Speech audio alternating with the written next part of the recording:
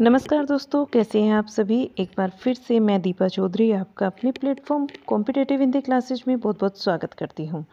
आज हम यहां पर टीजीटी हिंदी फीमेल का पेपर करने वाले हैं। ये पेपर हमारा 4 सितंबर 2021 का पेपर होगा। शिफ्ट 3 का पेपर है। कल जो हमने पेपर किया था, कल वाले क्लास में हमने टीजीटी हिंदी फीमेल का पेपर किया था और ये हमारा जो है शिफ्ट 2 का पेपर था। कल का पेपर जो हमने किया वो शिफ्ट 2 का था। जो बच्चा आज नया है क्लास में, उनके लिए ये मैं बता देना चाहती हूँ कि हमने यहाँ पर बेटा 2018 के सारे पेपर कंप्लीट कर लिए हैं। 2014 के भी हमारे टायर 1 टायर 2 जो ऑफलाइन पेपर होता था वो कंप्लीट कर लिया है। यहाँ देखिएगा, ये जो 18 वाला पेपर है इसमें हमने 11 सेट किए हैं। 2018 में 11 सेट टोटल कंप्लीट हुए हैं, जिसमें आपका पीजीटी के सेट आपके जो पीजीटी है, पीजीटी के हमने 5 सेट कंप्लीट किए हैं और आपका टीजीटी जो है इसके हमने 6 सेट कंप्लीट किए हैं यहाँ पर। ठीक है, 2021 वाले भी हमने पीजीटी सारे कंप्लीट हो गए हैं। हमारे पीजीटी के पेपर जो हैं, प्रीवियस ईयर पेपर आपके सारे कंप्लीट हो गए हैं। 5 सेट यहाँ पर भी आपने कंप्लीट किए हैं।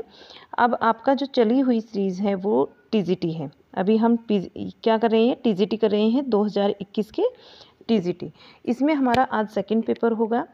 एक पेपर हम कल वाले क्लास में कर चुके हैं। अगर आप लोग नए हैं, आप लोगों ने ये क्लास नहीं ली है और आप लेना चाहते हैं इनको, क्योंकि लेना तो चाहेंगे, काफ़ी जो बच्चा फॉर्म भरेगा, जो प्रिपरेशन करेगा, वो प्रीवियस ईयर क्वेश्चन तो ज़रूर करेगा। ठीक है, तो यहाँ मैं आपको बता देना चाहती हूँ, अगर आप ये वाली क्लासेस हमारी लेना चाहते हैं तो हमारे चैनल पर प्लेलिस्ट बनी हुई है।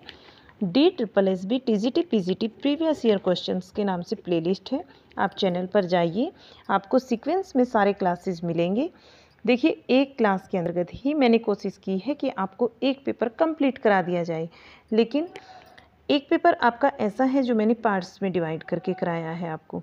ठीक है, पीजीटी का लास्ट पेपर जो कराया है 2021 का 4 पार्ट में कंप्लीट है, तो आपको वो वाला भी पूरे चारों पार्ट उसके देखने होंगे, तभी जाकर आपका पेपर कंप्लीट होगा।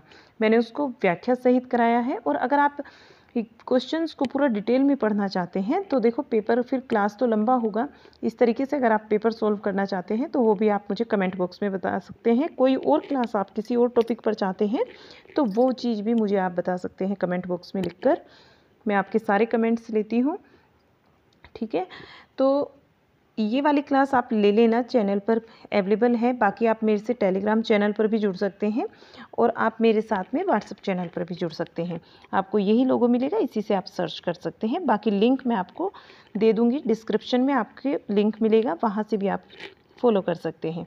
चलिए आज के पेपर को स्टार्ट करते हैं। 100 क्वेश्चन हमें यहाँ करने को मिलेंगे और जो हमारे क्वेश्चन स्टार्टिंग होगी वो क्वेश्चन नंबर 101 से स्टार्टिंग होगी। ठीक है, उम्मीद करती हूँ आपको सारे ही क्लास काफ़ी अच्छे लग रहे होंगे। चलिएगा क्लास को अपनी शुरू करते हैं। यहाँ से देखिएगा, ये आपका क्वेश्चन आ जाता है यहाँ पर, यहाँ से आपका सब्जेक्ट स्टार्ट हो जाता है और आपका ये देखिए पहला क्वेश्चन जो बनता है, क्वेश्चन नंबर 1 है आपका 101, ये रहा है आपके सामने। चलिए शुरू करते हैं क्लास को। निम्न उपन्यासों में से कौन सा उपन्यास फणीश्वर नाथ रेणु का नहीं है। गंडकुंडार जो है ये फणीश्वर नाथ रेणु का उपन्यास नहीं है, बल्कि मैला आंचल जो है प्रति परिकथा और आपका जुलूस, प्रति परिकथा, जुलूस, मैला आंचल, ये तीनों उपन्यास जो है फणीश्वर नाथ रेणु जी के हैं। यहाँ देखते हैं गढ़कुंडार जो किसका है। गढ़कुंडार जो आपका उपन्यास है ये वृंदावन लाल वर्मा जी का है। किसका है? वृंदावन लाल वर्मा का उपन्यास है। बाकी आपके फणीश्वर नाथ रेणु के हैं। आप इनके विषय में कुछ और भी देख सकते हैं फणीश्वर नाथ रेणु जी के, जैसे आपका प्रति परिकथा हो गया, जुलूस हो गया, मैला आंचल हो गया, और इसके जो अन्य उपन्यास है दीर्घतपा है, कितने चौराहे हैं, पलटू बाबू रोड है, रामरतन राय आदि हैं। आप इनको नोट भी कर सकते हैं। ठीक है, ये इनके उपन्यास हैं। रेणु को हिंदी में क्या माना जाता है? आंचलिक उपन्यास का जन्मदाता माना जाता है। फणीश्वर नाथ रेणु जी को हिंदी के अंतर्गत आंचलिक उपन्यासकारों का जन्मदाता माना जाता है। इस चीज़ को भी आप याद रखेंगे। ठीक है, आगे चलते हैं क्वेश्चन 102 और फटाफट से हम अपने सारे क्वेश्चन कर लेंगे। क्वेश्चन देखिएगा, महादेवी वर्मा की रचना पद के साथ ही किस विधा के अंतर्गत आती है? तो ये संस्मरण है, इसको याद रखेंगे। ये क्या है? संस्मरण। क्वेश्चन 103, हमारी जापान यात्रा किसके द्वारा रचित यात्रा वृत्तांत है? कन्हैयालाल मिश्र के द्वारा रचित ये यात्रा वृत्तांत है। राइट आंसर बनेगा यहाँ कन्हैयालाल मिश्र। आगे देखिए क्वेश्चन 104, निम्न में से कौन सी जयशंकर प्रसाद के द्वारा रचित एकांकी है? एक घूंट, ये जयशंकर प्रसाद की एकांकी है, एक घूंट एकांकी। और एक घूंट एकांकी को ही आधुनिक ढंग की प्रथम एकांकी स्वीकार किया गया है। आधुनिक ढंग की प्रथम एकांकी। ठीक है, यहाँ आगे चलते हैं, इसी में क्वेश्चन देखते हैं नेक्स्ट 105, दुलाई वाली कहानी किस रचनाकार के द्वारा लिखित है? दुलाई वाली जो कहानी है ये आपका रिपीटेड क्वेश्चन है, बंग महिला के द्वारा। ठीक है, ये कहानी लिखी गई है, इसकी रचनाकार बंग महिला है, जिनका नाम राजेंद्र बाला घोष के नाम से भी इनको जानते हैं। आगे देखिएगा क्वेश्चन, जो बच्चे रेगुलर क्लास लेते हैं उनको तो रिपीट होते ही क्वेश्चन तुरंत समझ आ जाता होगा कि ये रिपीट हो चुका है। सिंदूर की होली नाटक किस रचनाकार के द्वारा लिखित है? सिंदूर की होली ये भी आपका रिपीटेड है, ये लक्ष्मी नारायण मिश्र जी का है। ठीक है, क्वेश्चन देखिएगा नेक्स्ट 107, हजारी प्रसाद द्विवेदी जी का प्रथम निबंध संग्रह कौन सा है? अशोक के फूल इनका प्रथम निबंध संग्रह है। अशोक के फूल जो है इसका टाइम आप नोट कर लीजिए, ये 1948 की रचना है। अशोक के फूल 1948 की ये रचना है। और अगर बात करते हैं विचार और वितर्क की, ये आपकी 1957 की रचना है। कभी कभी आपसे टाइम भी पूछ लिया जाता है या फिर क्रम के द्वारा भी आपको लगाने के लिए बोल दिया जाता है। साहित्य सहचर, साहित्य सहचर की बात करते हैं तो 1965 की ये रचना है। 1965 इसको नोट कर लेना आप, ये 1965 की है। कुटुज की अगर बात करते हैं तो कुटुज जो है 1964 की रचना है। कुटुज कब की है? 1964 की रचना है, इसको ध्यान रखेंगे। नेक्स्ट क्वेश्चन पर चलते हैं। क्वेश्चन देखिएगा नेक्स्ट 108, विकलांग श्रद्धा का दौर किसके द्वारा रचित है? विकलांग श्रद्धा का दौर जो है ये हरिशंकर परसाई की कृति है। ठीक है, हरिशंकर परसाई राइट आंसर बनेगा यहाँ पर।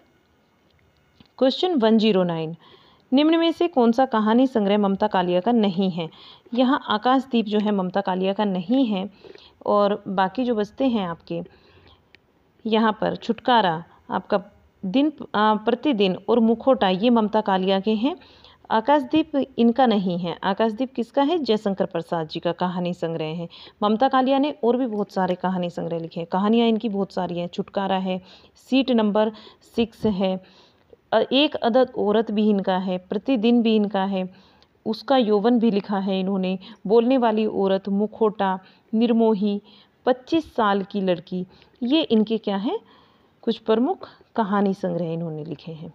ठीक है, चलिए आगे चलते हैं अगले क्वेश्चन पर। क्वेश्चन देखिएगा 110, मयंक मंजरी किसके द्वारा लिखित नाटक है? मयंक मंजरी की बात करते हैं तो मयंक मंजरी जो है वो किशोरीलाल गोस्वामी जी के द्वारा लिखित नाटक है। आगे देखिएगा 111 क्वेश्चन, मैला आंचल उपन्यास में कहाँ का चित्रण किया गया है? तो मैला आंचल से ही हम याद रखेंगे, म से मेरीगंज एक जगह है, वहाँ का वर्णन किया गया है मैला आंचल के अंतर्गत। और ये क्वेश्चन आपका बहुत बार रिपीट हुआ है, ये ऐसा नहीं है कि DSSB में ही रिपीट हुआ है। ये वाला क्वेश्चन आपका UP TGT और UP PGT के पेपर सेट में भी ये रिपीट हुआ है, ये कई बार रिपीट होता है। ठीक है, तो इसको तो ज़रूर याद रखेंगे।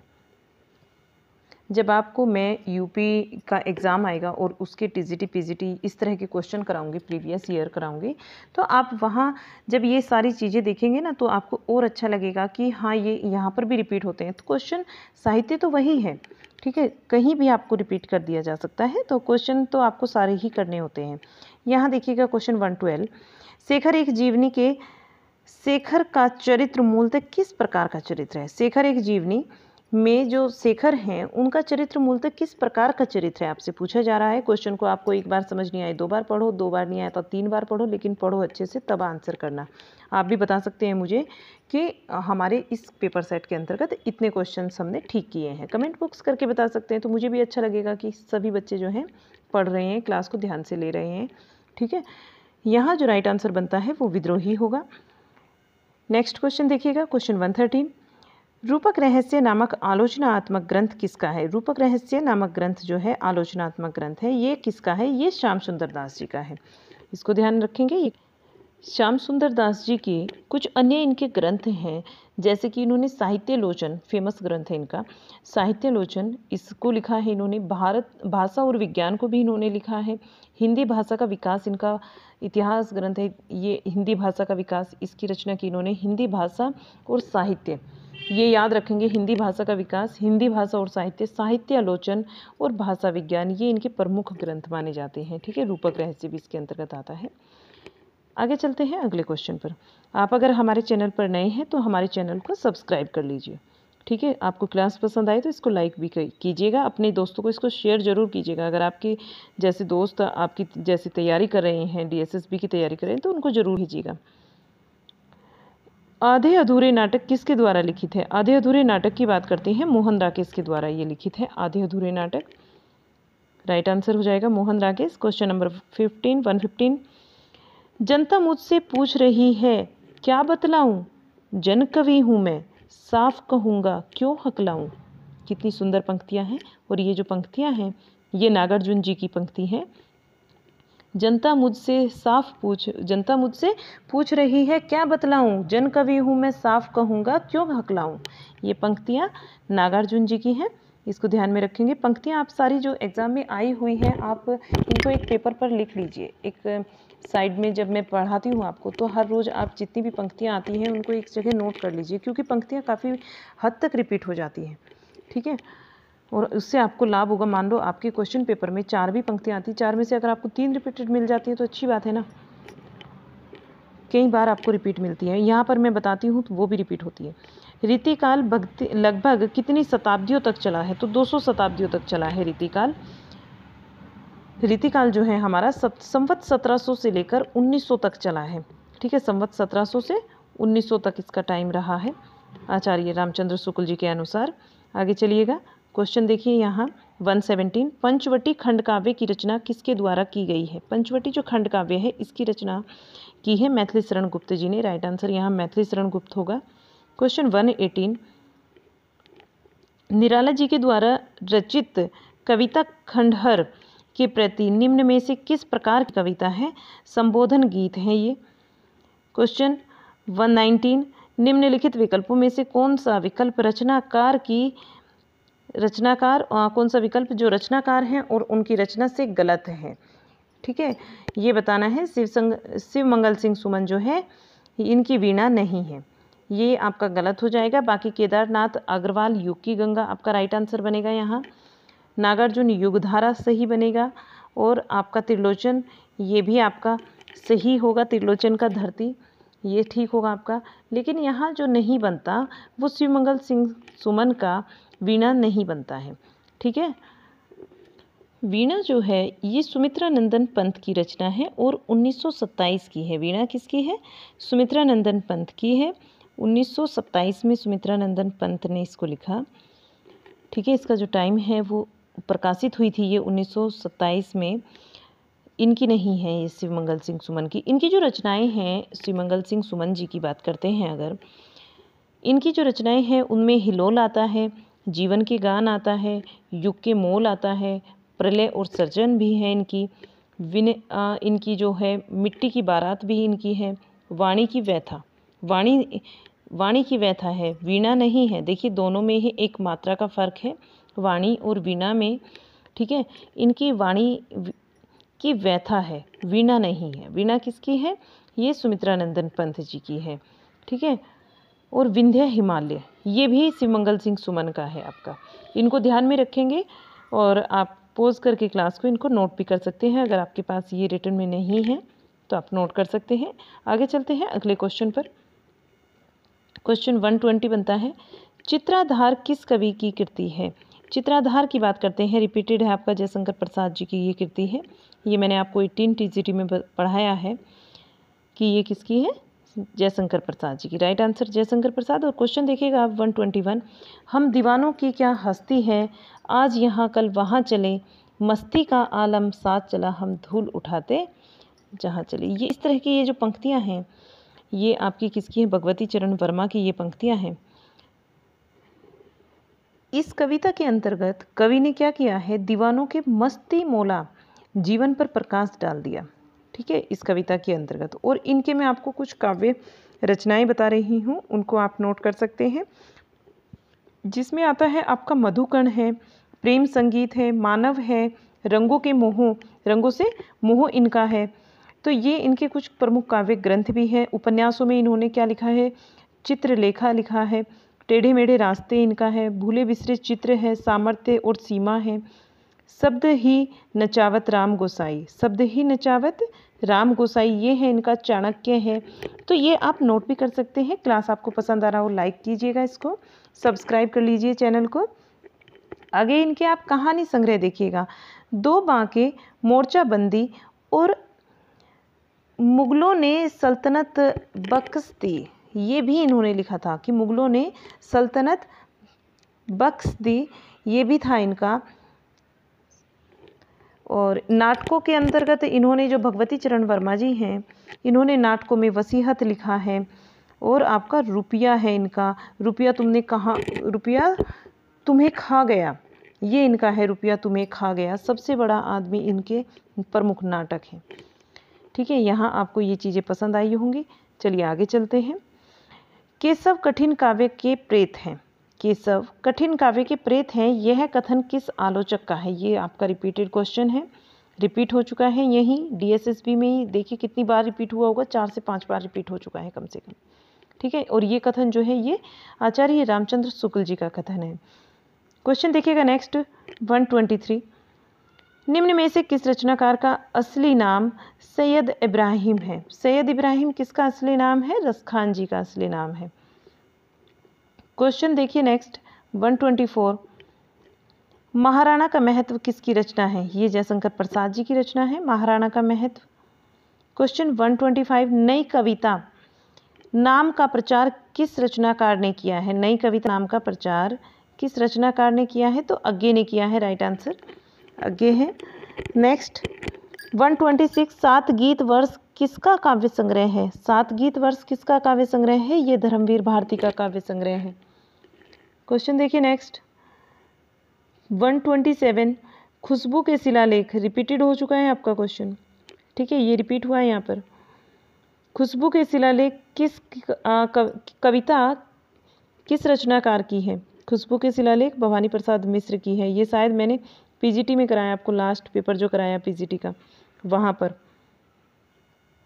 खुशबू के शिलालेख भवानी प्रसाद मिश्र की है।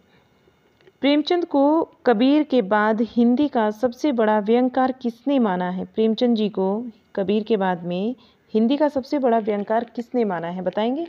रामविलास शर्मा आपका राइट आंसर बन जाएगा यहाँ। क्वेश्चन देखिए नेक्स्ट 129 और यहाँ पंक्तियाँ दी गई है और पूछा जा रहा है किसकी पंक्तियाँ हैं। ठीक है, समरस थे जड़िया चेतन सुंदर साकार बना था, चेतना एक विलसती, चेतना एक विलसती आनंद अखंड घना था। तो ये पंक्तियाँ आपकी जयशंकर प्रसाद जी की है और जयशंकर प्रसाद जी की कई सारी पंक्तियाँ पूछी जाती हैं। इनको आप एक बार अच्छे से इन पर नज़र डालेंगे, सारी ही पंक्तियों पर। ये जो पंक्तियाँ हैं ये कामायनी से ली गई है और कामायनी की रचना 1935 में होती है। ठीक है, 1935 में इसकी रचना होती है। और कामायनी के कौन से सर्ग से ली गई है ये वाली पंक्तियाँ, ये आनंद से ली गई हैं। किससे ली गई हैं, आनंद से। आनंद जो इनका सर्ग है ना कामायनी के अंतर्गत, वहाँ से ये पंक्तियाँ ली गई हैं। एक और देखिएगा, एक और पंक्ति आपको बहुत अच्छी पंक्ति है आनंद सर्ग से, उसको भी मैं बता देती हूँ, उसको सुनिए। चेतन का साक्षी मानव हो निर्विकार हंसता सा। ठीक है, चेतन का साक्षी मानव हो निर्विकार हंसता सा, मानव के मधुर मिलन में गहरे गहरे धसता सा, मानव के मधुर मिलन में गहरे गहरे धसता सा। ये पंक्तियाँ भी आनंद सर्ग से ली गई हैं। तो आगे चलते हैं अगले क्वेश्चन पर। क्वेश्चन देखिए 130, निम्न में से किसका जन्म 1469 ईस्वी में कार्तिक पूर्णिमा के दिन पंजाब के तलवंडी में हुआ था। पंजाब के तलवंडी में किसका जन्म हुआ था, ये गुरु नानक है। और इसी तलवंडी का जो नाम है, इन्हीं के नाम पर फिर क्या पड़ा था, ये मैंने आपको पढ़ाया है, कोई बताएगा कमेंट बॉक्स में, ननकाना साहिब। ठीक है, ये याद रखेंगे आप, अगर आपको मालूम है तो आप भी नोट उसमें कीजिएगा, कमेंट कीजिए मुझे नीचे, इसके क्लास के नीचे आप कमेंट कर सकते हैं। अगला क्वेश्चन देखिएगा, क्वेश्चन 131।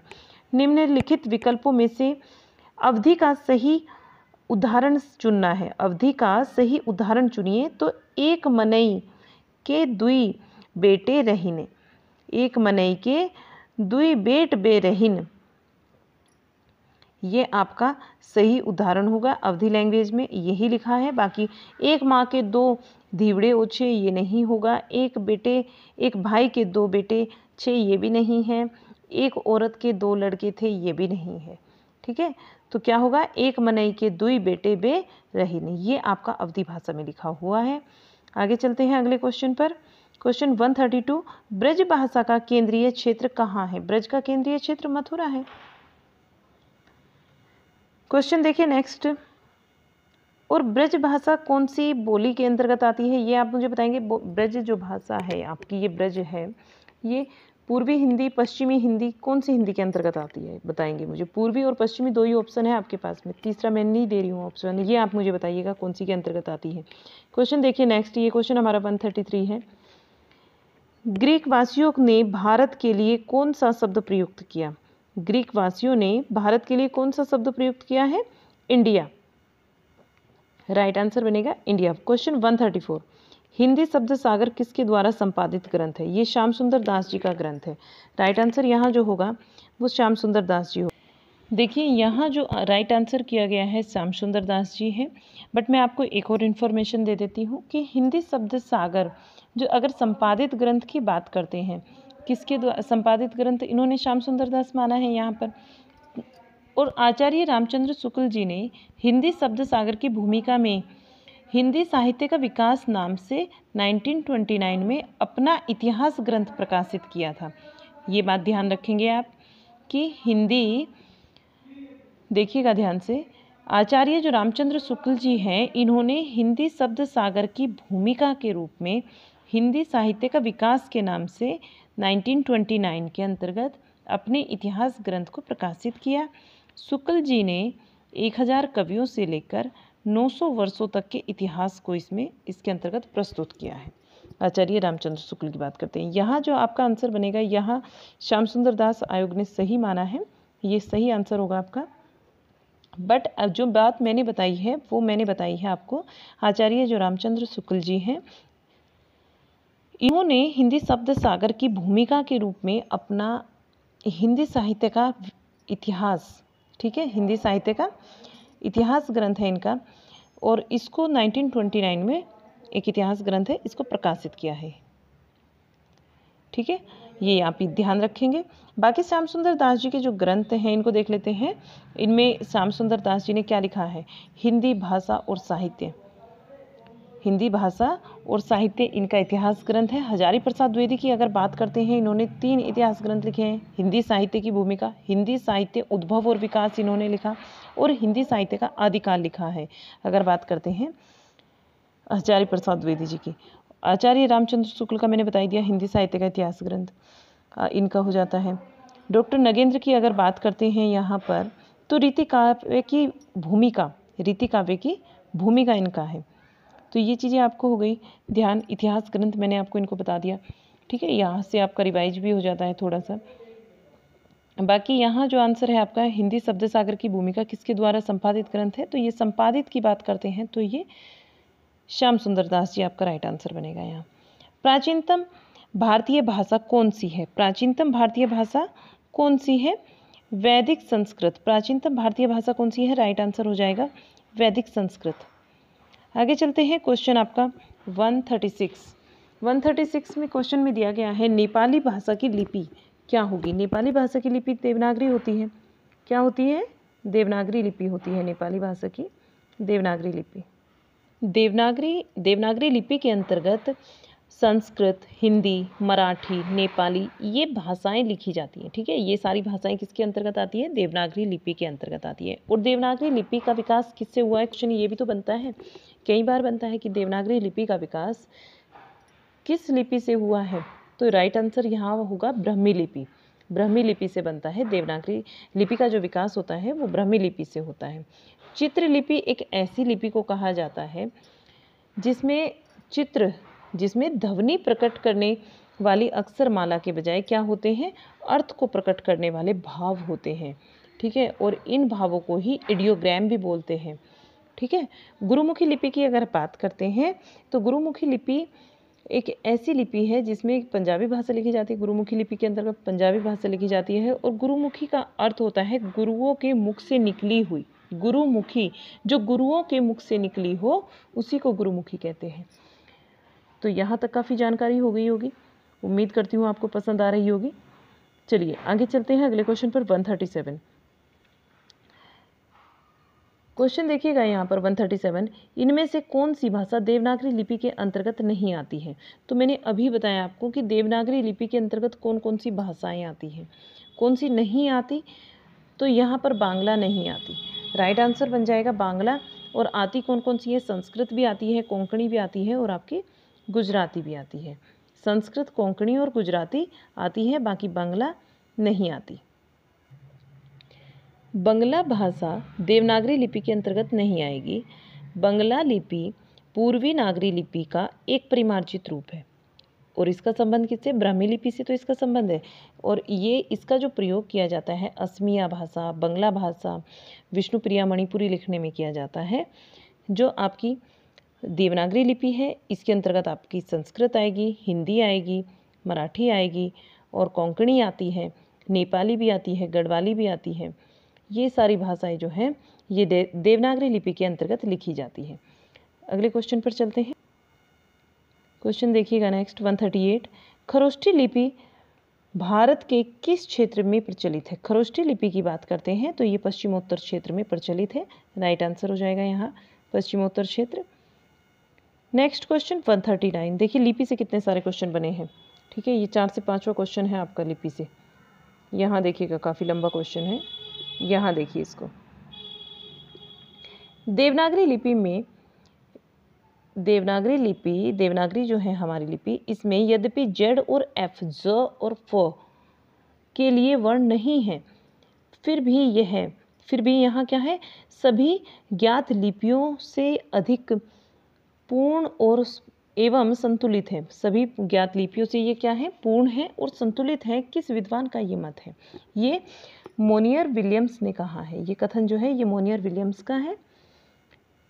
क्वेश्चन 140 देखते हैं, हिंदुस्तान की एकता के लिए हिंदी भाषा जितना काम देगी, हिंदुस्तान की एकता के लिए हिंदी भाषा जितना काम देगी उससे बहुत अधिक काम देवनागरी लिपि दे सकती है।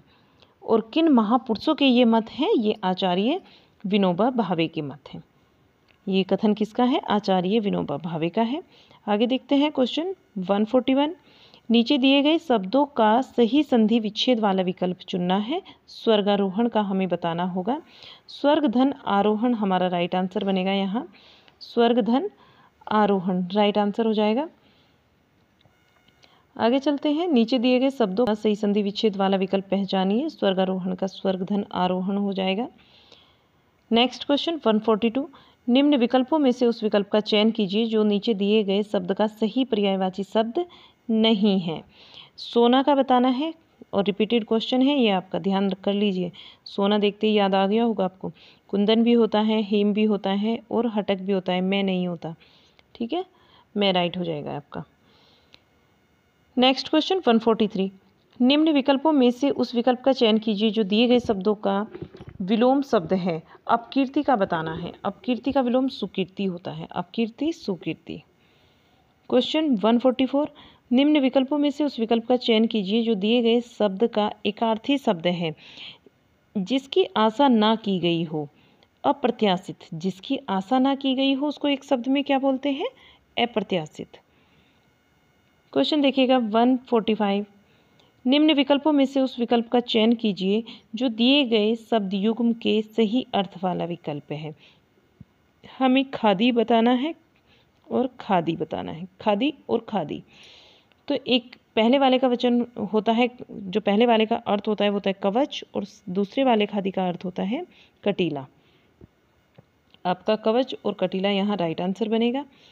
नेक्स्ट क्वेश्चन देखिएगा, क्वेश्चन 146, निम्न विकल्पों में से उस विकल्प का चयन करें जो उपसर्ग से बने शब्द का सही विकल्प नहीं है। सही विकल्प क्या नहीं होगा, उपसर्ग से क्या नहीं बनता, चटनी, जिसमें ई प्रत्यय लगा है। ठीक है, यहाँ क्या नहीं होगा, सही आपका चटनी नहीं होगा।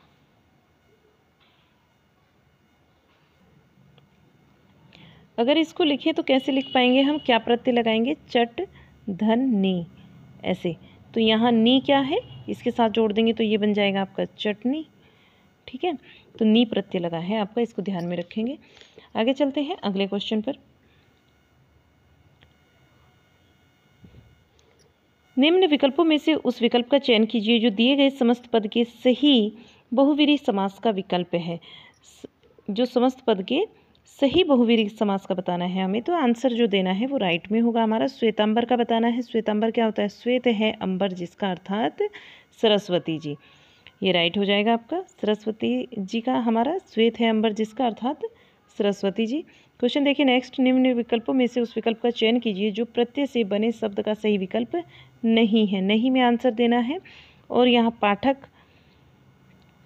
शालीनता, धार्मिक, ये आपके प्रत्यय से बने शब्द हैं, पर कुख्यात प्रत्यय से नहीं, उपसर्ग से बना है।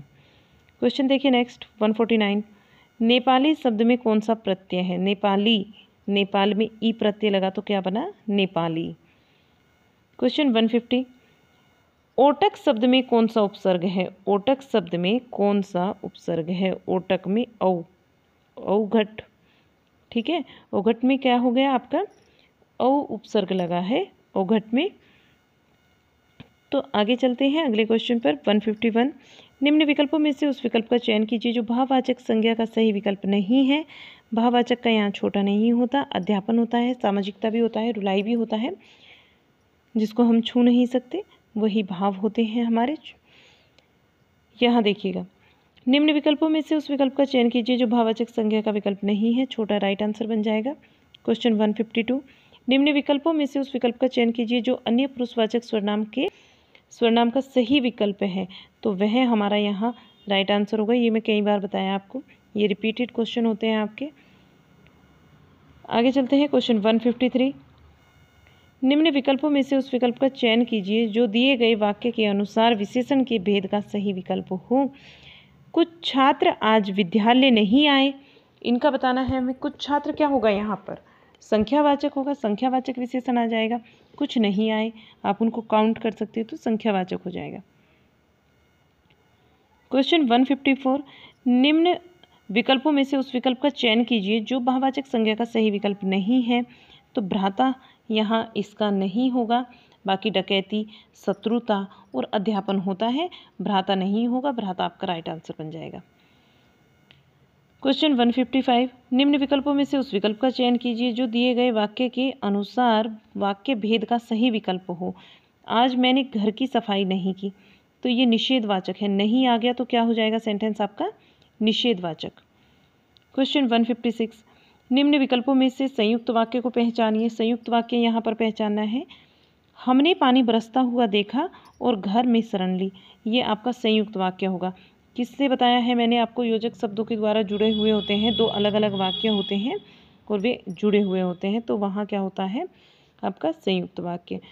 जब ये वाला आपका मिश्र वाक्य का उदाहरण होगा, देखिए पिताजी पुस्तक पढ़ रहे हैं, आपका सरल वाक्य हो जाएगा। आज हिंदी की क्लास नहीं होगी, ये आपका निषेधवाचक में आ जाएगा।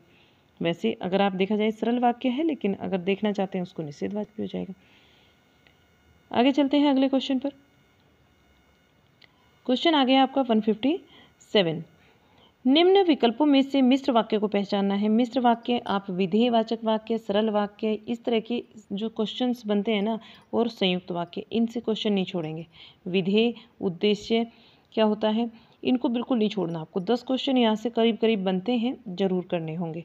निम्न विकल्पों में से मिश्र वाक्य को पहचानना है, तो मिश्र वाक्य क्या होगा, जब पहले वाक्य पर क्या होता है दूसरा वाक्य निर्भर करता है।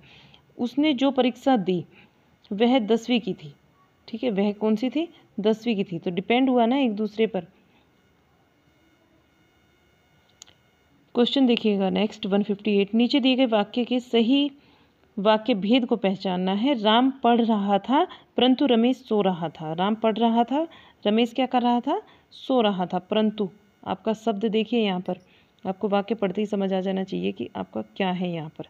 आपको परंतु नज़र आ रहा होगा और ये संयुक्त वाक्य का उदाहरण बन जाता है। आगे चलते हैं। यहाँ देखिए कुछ हमें पंक्तियाँ हैं, इनमें अलंकार बताना है। या अनुरागी चित्त की गति समझो नहीं कोई, जो जो बूढ़े श्याम रंग त्यों त्यों उज्ज्वल होए। विरोधाभास यहाँ अलंकार बनता है। इन पंक्तियों में विरोधाभास अलंकार है। क्वेश्चन 160। उदित उदयगिरी मंच पर रघुवर बाल पतंग, विकसे संत सरोज सब हर्षे लोचन भंग। में अलंकार बताना है कौन सा है, ये भी आपका रिपीटेड है। ठीक है। उदित उदयगिरी मंच पर, यहाँ ये जो योजक शब्द है, अगर आपने ट्रिक वाला हमारा क्लास देखा होगा तो आप ये पहचान गए होंगे। ठीक है। क्वेश्चन देखिएगा नेक्स्ट। क्वेश्चन जो बनता है नेक्स्ट 161 बनता है। मैं सुकुमारी नाथ वन जोग, मैं सुकुमारी नाथ वन जोगु, तुम ही उचित तप मो कहाँ भोगो। तुम ही उचित तप मो कहाँ भोगो में शब्द शक्ति बताना है। कौन सी शब्द शक्ति है? आर्थी व्यंजना यहाँ पर शब्द शक्ति बनती है। राइट आंसर आर्थी व्यंजना होगा। क्वेश्चन 162। चिरजीवो जुरे जुरे क्यों ना स्नेह गंभीर, को घटी है वृष भानुजा वे हलधर के वीर। को घटी है वृष भानुजा वे हलधर के वीर। ये पंक्तियाँ किस शब्द शक्ति की हैं? ये व्यंजना शब्द शक्ति से ली गई पंक्तियाँ हैं। व्यंजना शब्द शक्ति यहाँ पर है। Question next 163। पड़ी थी बिजली सी विकराल, लिपटे थे घन जैसे बाल। पड़ी थी बिजली सी विकराल, लिपटे थे घन जैसे बाल। इन पंक्तियों में अलंकार बताना है कौन सा है। तो यहाँ कौन सा अलंकार है आपने नोटिस कर लिया होगा। उपमा अलंकार यहाँ पर बनता है। क्वेश्चन देखिए नेक्स्ट 164। उधर गरजती सिंधु लहरियाँ, उधर गरजती सिंधु लहरियाँ, कुटिल काल के जालों सी, चलती आ रही फेन उगलती, चलती आ रही फेन उगलती, फन फैलाए व्यालों सी। तो ये पंक्तियाँ कौन से, इसमें रस है, इसमें भयानक रस है। ठीक है। पंक्तियों को सुनकर आपको एक डर की अनुभूति होगी अगर आप इसको पढ़ेंगे कि उधर गरजती सिंह हरिया लहरियाँ, उधर गरज रही हैं सिंधु लहरियाँ, कुटिल काल के जालों सी, चली आ रही फेन उगलती, फन फैलाए व्यालों सी। तो ये भयानक रस का उदाहरण है। आगे चलते हैं। क्वेश्चन देखिएगा नेक्स्ट 165। इस करुणा कलित हृदय में अब विकल रागणी बजती। पंक्ति में हमें अलंकार बताना है कौन सा है, और यहाँ पर अनुप्रास अलंकार राइट हो जाएगा। और ये क्वेश्चन आपका रिपीट हो चुका है। आगे चलते हैं। क्वेश्चन 166। मुख्य अर्थ में भिन्न होते हुए भी कुछ संबद्ध अर्थ को प्रकट करने वाली शब्द शक्ति को क्या कहते हैं? मुख्य अर्थ में भिन्न होते हुए भी कुछ संबद्ध अर्थ को प्रकट करने वाली शक्ति को हम लक्षणा कहते हैं। जब कोई अपना सीधा सीधा अर्थ नहीं देता, लोक प्रचलित अर्थ उससे हम निकालते हैं, तो वहाँ क्या होता है? लक्षणा होता है। और जब ना लोक प्रचलित अर्थ होता है, ना वहाँ पर सीधा सीधा आपका अर्थ, बात जो कही जाती है उसका अर्थ निकलता है, तो वहाँ कौन सी होती है? वहाँ पर आपकी व्यंजना होती है। ठीक है। आगे चलते हैं।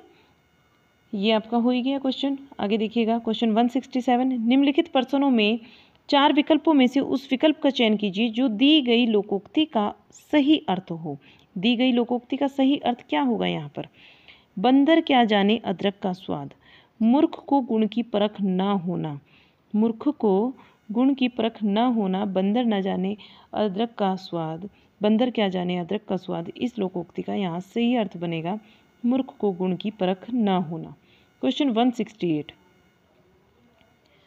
निम्नलिखित प्रश्नों में 4 विकल्पों में से उस विकल्प का चयन करें जो दी गई लोकोक्ति का सही अर्थ हो। अंधों के आगे रोना, अपने दीदे खोना। अंधों के आगे रोना और अपने दीदे खोना, यानी कि मूर्खों को सदुपदेश देना या अच्छी बात बताना व्यर्थ होता है। मूर्खों को हम कभी कोई अच्छी बात बता ही नहीं सकते, वो कभी उस काम को नहीं करेंगे। तो यहाँ क्या बताया इन्होंने कि किसी ऐसे व्यक्ति को जो उन गुणों से ही दूर रहता है, विरोधी जो होता है, यानी कि आप किसी को अच्छी अच्छी बातें बताएंगे लेकिन वो सीखेगा ही नहीं उनको, उसका व्यवहार ही नहीं है वैसा, वो बदलना ही नहीं चाहेगा खुद को, तो वहाँ पर अच्छी बात बताना व्यर्थ का कार्य होगा। उसको आपने घंटों समझाया लेकिन फिर भी व्यर्थ चीज़ हो गई। आगे चलते हैं क्वेश्चन 169। निम्नलिखित प्रश्नों में 4 विकल्पों में से उस विकल्प का चयन करें जो दिए गए मुहावरे का सही अर्थ हो। अंजर पंजर ढीला होना, अंजर पंजर ढीला होने का मतलब होता है शरीर शिथिल होना या बहुत थक जाना, शरीर शिथिल होना या फिर बहुत थक जाना। क्वेश्चन देखिए नेक्स्ट 170। निम्नलिखित प्रश्नों में से 4 विकल्प, निम्नलिखित प्रश्न में क्या है 4 विकल्प हैं, उनमें से हमें सही अर्थ वाला लोकोक्ति का विकल्प चुनना है। ओस चाटे प्यास नहीं बुझती, ओस चाटे प्यास नहीं बुझती, बड़े काम के लिए विशेष प्रयत्न की आवश्यकता होती है। बड़े काम के लिए क्या विशेष प्रयत्न की आवश्यकता होती है। ओस को चाटने से प्यास नहीं बुझती, प्यास तो ग्लास में पानी लेकर आप पियोगे तभी बुझेगी। ओस को चाटने से, ओस क्या होता है, ओस की बूंद जो आपको रात में दिखाई देती है, ठीक है, ओस जो रात में आपका गीला हो जाता है सारा फर्श, वो जो बूंद आप गिरती है उसकी जो बूंद बन जाती है, उसको चाटने से प्यास थोड़ी बुझेगी। बड़े काम के लिए विशेष प्रयत्न करना होता है। क्वेश्चन देखिएगा नेक्स्ट 171। निम्न प्रश्नों में 4 विकल्पों में से उस विकल्प का चयन करें जो दिए गए मुहावरे का सही अर्थ हो। अपनी ढपली अपना राग बजाना, अपनी ढपली अपना राग बजाना, अपने मन को अपने मन की करना, अपनी ढपली और आप बजा, अपनी ढपली आप बजाना, यानी कि अपने मन की बात करना, ठीक है। और मुहावरे जो हैं वो टीजीटी के पेपर में ज़्यादा आते हैं, पीजीटी वाले में इतने नहीं आए, ना ही 18 में आए हैं, ना ही हमारे 21 वाले पेपर में आए हैं।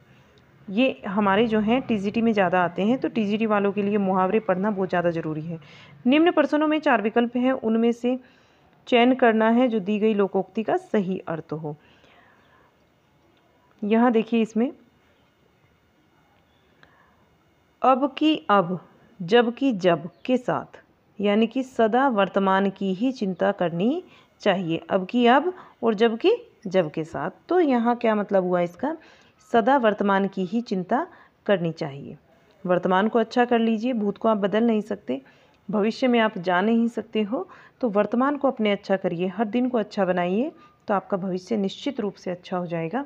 और जो बीत चुका है उसको आप छोड़ दीजिए, उसमें आपको कितना भी लाख कोशिश कर लो परिवर्तन नहीं कर सकते हैं, किसी की भी विचारधारा को खुद के लिए नहीं बदल सकते, जो हो चुका है उसको हम परिवर्तन नहीं कर सकते हैं, ठीक है। तो आज में जिए, आज को अच्छे बनाइए, ये इसका मतलब आपका होगा। और एक आपके लिए संदेश भी है कि भाई आज अपने आप के आज को अच्छा बनाइए आप। क्वेश्चन देखिएगा 173। निम्नलिखित प्रश्न में 4 विकल्पों में से उस विकल्प का चयन करें जो दिए गए मुहावरे का सही अर्थ हो। आग पर लौटना, आग पर लौटने का मतलब होता है ईर्ष्या से जलना। राइट आंसर क्या बनेगा, ईर्ष्या से जलना। क्वेश्चन 174। निम्नलिखित प्रश्न में 4 विकल्पों में से उस विकल्प का चयन करें जो दिए गए मुहावरे का सही अर्थ हो। सही अर्थ बताना है उड़ती चिड़िया को पहचानना, मन की या रहस्य की बात को तुरंत जानना, मन की बात या फिर रहस्य वाली बात को तुरंत जान लेना। क्वेश्चन देखिए नेक्स्ट 175। निम्नलिखित प्रश्नों में, निम्न प्रश्न में 4 विकल्पों में से उस विकल्प का चयन करें जो दी गई लोकोक्ति का सही अर्थ हो। देखिए कितने सारे क्वेश्चंस यहाँ मुहावरे और लोकोक्ति से बनते हैं, तो आपको टीजीटी के अगर आप स्टूडेंट हैं तो आपको ज़रूर देखने हैं मुहावरे और लोकोक्तियाँ।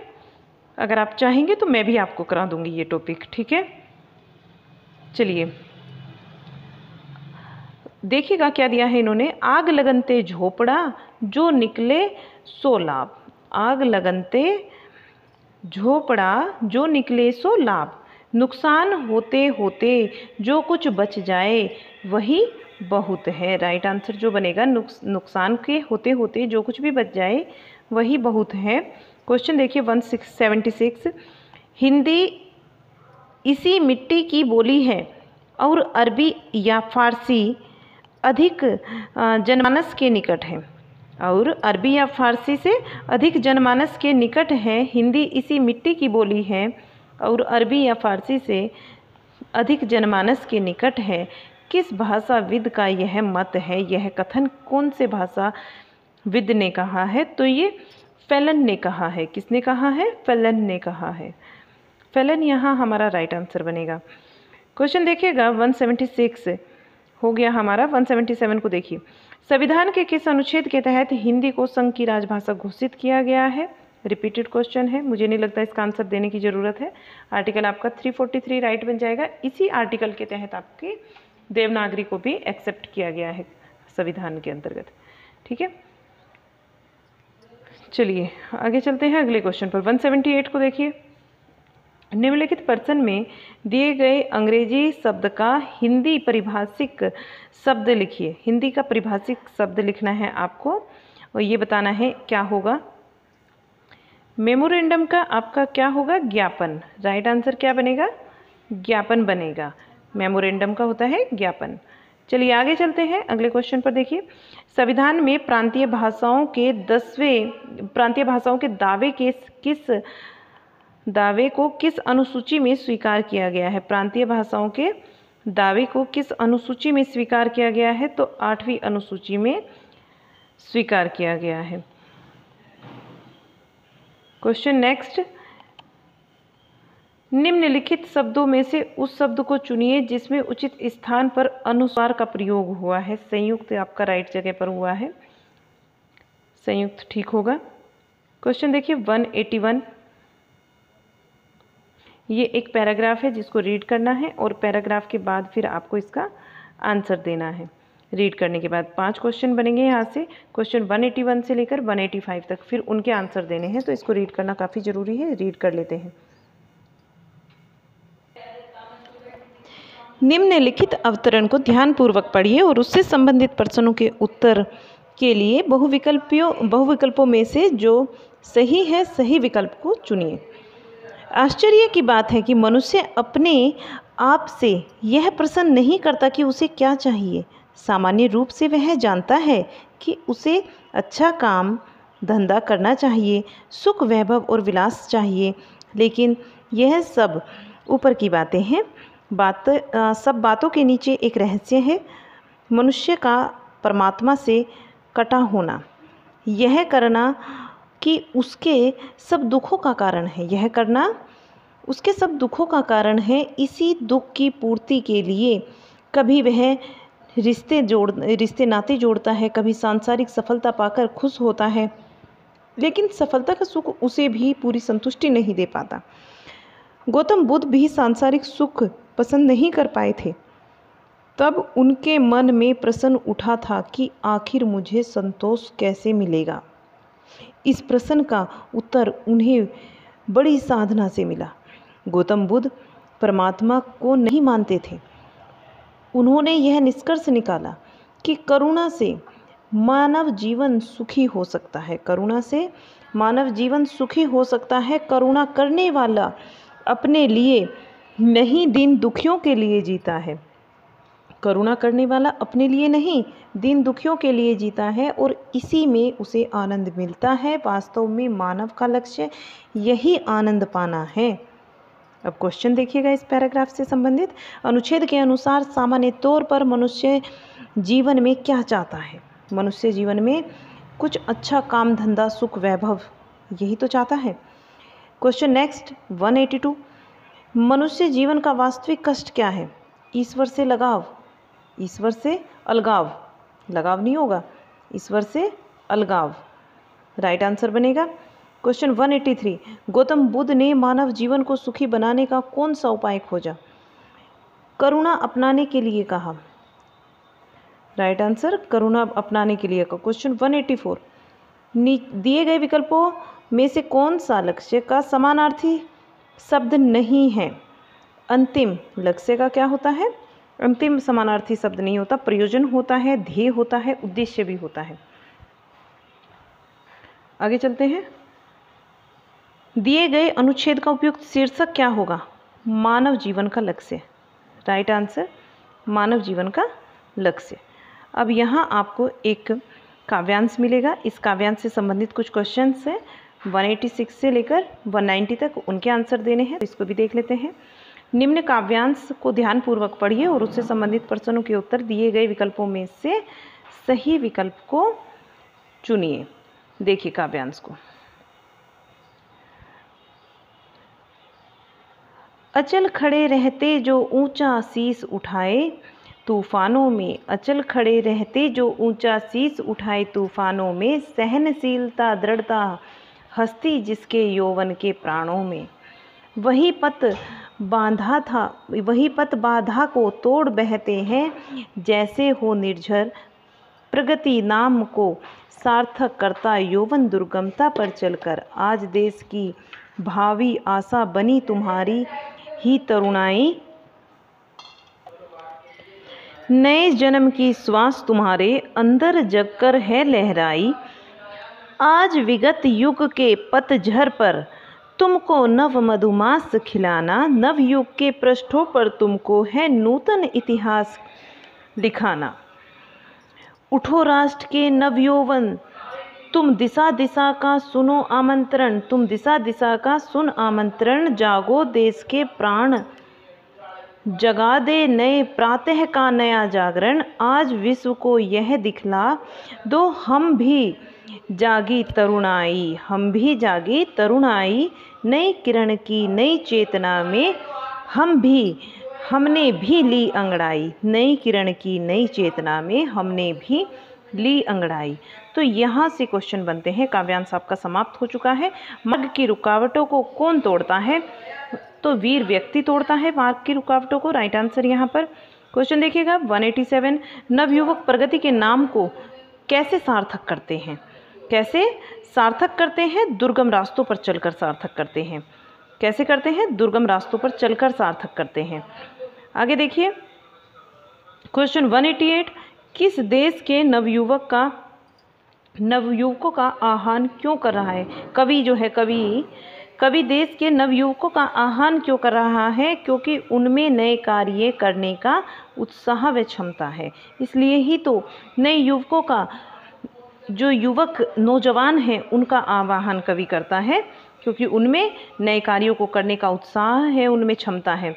और इसमें जो विलोम शब्द पूछा गया है, सार्थक का विलोम शब्द बताना है हमें। कौन सा शब्द है? तो निरर्थक। राइट आंसर जो बनेगा हमारा यहाँ पर निरर्थक हो जाएगा। 190 क्वेश्चन को काव्यांश का जो उचित शीर्षक होगा वो नवयुवकों का आह्वान होगा।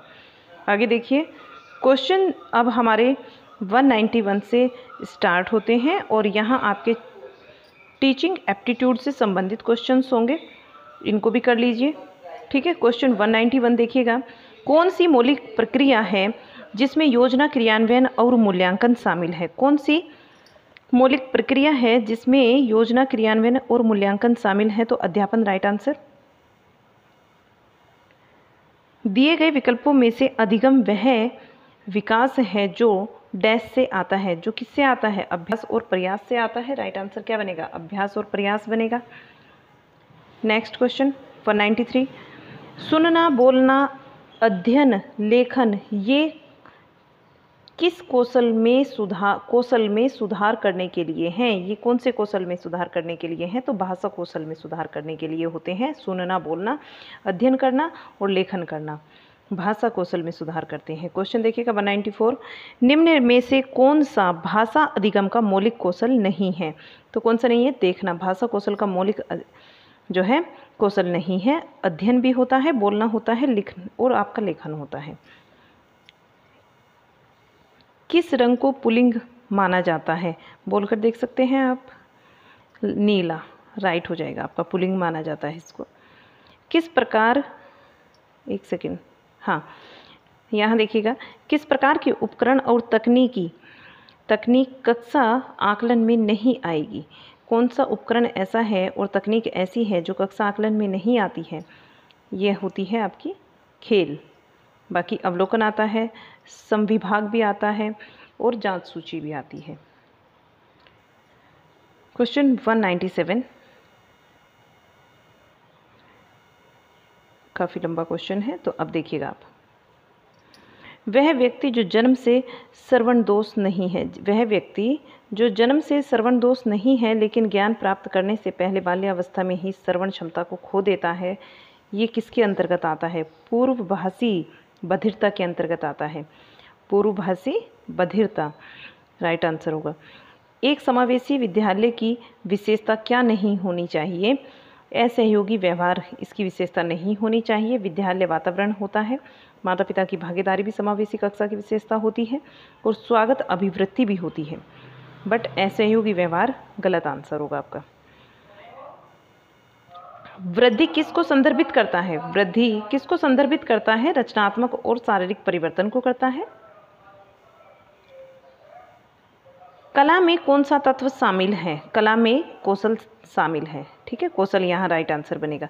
तो यहाँ आपके 200 क्वेश्चन तक यानी कि 100 क्वेश्चन आपने कंप्लीट कर लिए। टीजीटी में 100 क्वेश्चन ही होते हैं। क्लास अगर आपको पसंद आया हो इसको पहले सब्सक्राइब कीजिए। अगर आप चैनल पर नए हैं, पसंद आ गया हो तो लाइक ज़रूर कीजिएगा। बेल आइकन को प्रेस करना मत भूलिए ताकि नेक्स्ट क्लास आपको समय पर अवेलेबल होती रहे। और अगर आपको हमारी क्लास पसंद आई है, अपने दोस्तों को इसको शेयर करना बिल्कुल भी मत भूलना। देखो बहुत से बच्चे बेटा ऐसे होते हैं, मैं भी इसी सोच से लगी हूँ कि बहुत बच्चे ऐसे हैं जो आपके पास तक आप किसी अच्छी कोचिंग तक नहीं जा सकते। उनके लिए ये क्लास है, आप लोगों के लिए ये क्लास है। उन बच्चों को, उन दोस्तों को अपने शेयर ज़रूर करना। अगर आपके पास कोई ग्रुप है तो ग्रुप में शेयर ज़रूर करना, ठीक है। मैं आपसे और कुछ नहीं लूँगी, एक लाइक, सब्सक्राइब और ये शेयर कर देना बस, ठीक है, ताकि अधिक से अधिक लोग इस क्लास का लाभ उठा सके। अधिक से अधिक लोग जिनके पास इतनी क्षमता नहीं है कि अच्छी कोचिंग सेंटर में जाकर सारी प्रिपरेशन बहुत अच्छे से कर सके, तो उन तक ये क्लास ज़रूर पहुंचाना। बस इतना ही मेरा आपसे इसको आप कुछ भी समझ लीजिए, मैं इतना ही कहना चाहूँगी आपसे कि उन तक ये क्लास ज़रूर पहुँचाएं, शेयर ज़रूर करें, लाइक ज़रूर करें इसको। चैनल पर अगर आप नए हैं तो चैनल को सब्सक्राइब कर लीजिए, जिससे कि मैं मोटिवेट हूँ थोड़ा अच्छा करने के लिए, आपके लिए कुछ और अच्छा करने का प्रयास करूँ। मिलती हूँ आपसे एक और नई क्लास के साथ में, तब तक के लिए बहुत बहुत धन्यवाद आपका।